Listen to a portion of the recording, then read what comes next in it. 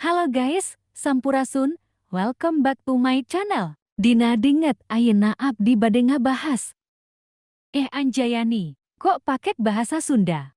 Oke guys, mungkin bagi para pecinta komik Korea, atau biasa disebut manhwa, udah bingung nih mau baca manhwa apa lagi. Oke, karena waktu menunjukkan pukul 8.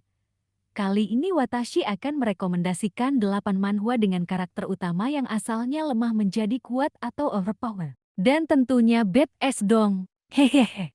Oke minasan, ini dia list manhwanya. But something deep inside won't let me quit. I swear that I'm inspired by all this shit. Tell me that I can and I won't. That's what guides me the most. Fuck your lies, I'll do what I want.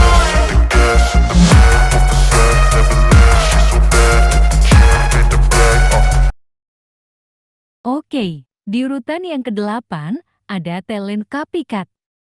Manhwa ini menceritakan tentang seorang anak muda yang bernama Yetian. Ia memiliki talent yang lemah. Namun semuanya berubah saat dia menyadari kalau jenis talentnya itu bisa meniru talent orang lain. Bahkan skill monster pun bisa ditiru. GG banget kan kekuatannya. Manhwa ini cocok nih bagi kalian penggemar manhwa dengan karakter utama yang memiliki skill cheat. Di urutan ke-7, ada Destalord Skynok Shrek. Manhwa ini menceritakan Rune yang mati dibunuh oleh assassin, kembali ke masa lalunya, dan memperoleh skill di matanya. Skill di matanya membuat dia bisa bertransaksi dengan orang-orang di dimensi lain. Dengan memanfaatkan kekuatannya ini dia bertransaksi dengan orang dari dimensi lain untuk menjadi lebih kuat. Urutan ke-6, yaitu ada manhwa berjudul Rida. Manhwa ini cocok bagi kalian yang mau maraton baca nih. Karena untuk sekarang chapternya udah ada 171 chapter guys. Manhwa Rida menceritakan tentang seorang kutu buku yang bernama Suhyuk. Temannya mengajaknya untuk memainkan game baru bernama Panga. Saat Suhyuk tahu kalau di game itu ada perpustakaan, dia pun langsung bergegas menuju perpustakaan di dalam game itu. Namun, setelah dia membaca sebuah buku, dia melihat status window muncul di depan matanya Wisdom +1. Inilah perjalanan Suhyuk menjadi mage terkuat dengan magic damage yang edan karena wisdomnya yang sangat tinggi. Urutan kelima yaitu manhwa Igros Ronger by Ining. Manhwa ini menceritakan tentang seorang penjahat bernama Kim yang mempunyai kekuatan eating. Kekuatannya ini bisa mengubah seluruh bagian tubuhnya menjadi makhluk ataupun hewan yang pernah dia makan. Suatu saat Kim tiba-tiba nyasar ke dunia isekai yang memiliki monster-monster fantasi seperti naga dan lain-lain. Di dunia isekai itulah kesempatan Kim untuk menelan dan memakan monster-monster yang ada di isekai, agar dia menjadi lebih kuat. Manhwa ini sangat cocok untuk penggemar karakter utama yang anti-hero. Urutan keempat yaitu Reincarnation of the Suicidal Battle God. Zephyr, seorang manusia terkuat terbunuh saat melawan Raja Iblis Tartaros.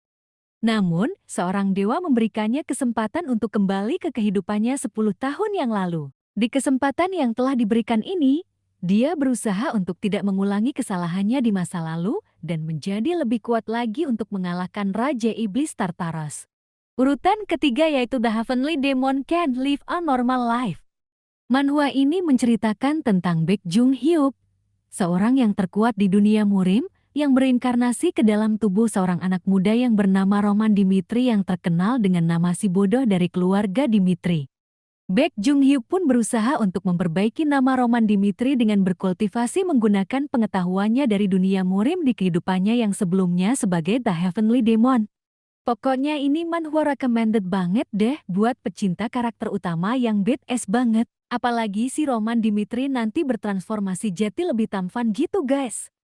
Tuh kan, tampan dan berani kan Akang Roman. Urutan kedua yaitu Legendary Youngest Son, Marquis House. Jack Valantier adalah anak yang paling muda dari keluarga Marquis Valantier. Dia sukses menaklukkan Kekaisaran Tulchan. Jack terluka parah dan menerima bahwa dirinya akan mati. Namun tak disangka-sangka, ternyata dia malah kembali hidup menjadi seorang anak laki-laki. Ternyata itu adalah dirinya yang berumur 14 tahun. Jack kembali ke waktu 20 tahun yang lalu. Berkat pengetahuannya dan skill pedangnya di kehidupan sebelumnya, Jack menjadi bocah terkuat dan jenius. Dia bertekad untuk mengubah masa depannya, agar kejadian nahas yang menimpa kakak perempuannya tidak terulang lagi, dan membunuh orang yang bakalan mencelakainya di masa depan. Masih bocil, tapi udah badass guys. Cucok meong. Akhirnya urutan yang pertama guys. Ini adalah manhwa yang paling recommended menurut Watashi. Soalnya MC-nya gig banget. Selain Geji juga, dia tampan guys WKWKWK. Judulnya yaitu Duke Pendragon. Manhwa yang satu ini bercerita tentang Ravenvarte, seorang lelaki yang lahir sebagai putra kedua dari keluarga bangsawan. Meski begitu ia hidup rendahan tanpa bisa menikmati hak istimewa bangsawan yang mengalir dalam darahnya. Suatu ketika ia terlibat dalam pengkhianatan dan bertahan hidup sendirian. Dia harus bertarung dengan tentara iblis agar bisa mendapat imbalan berupa pengampunan. Namun dia ternyata sudah dijebak dari awal oleh atasannya sendiri bernama Baltai. Ravenvarte pun terbunuh dan apakah yang terjadi? Tiba-tiba jiwanya berada di tubuh Eren Pendragon. Penasaran kelanjutannya? Ya bacalah manhwanya. Kalau Watashi ceritain nanti jati spoiler. Spoiler dong WKWKWK. Hai, minasan. Itulah 8 manhwa atau manhwa yang karakter utamanya badass dan overpower versi sisi review. Sampai jumpa di video selanjutnya ya. Arigato, jamatane.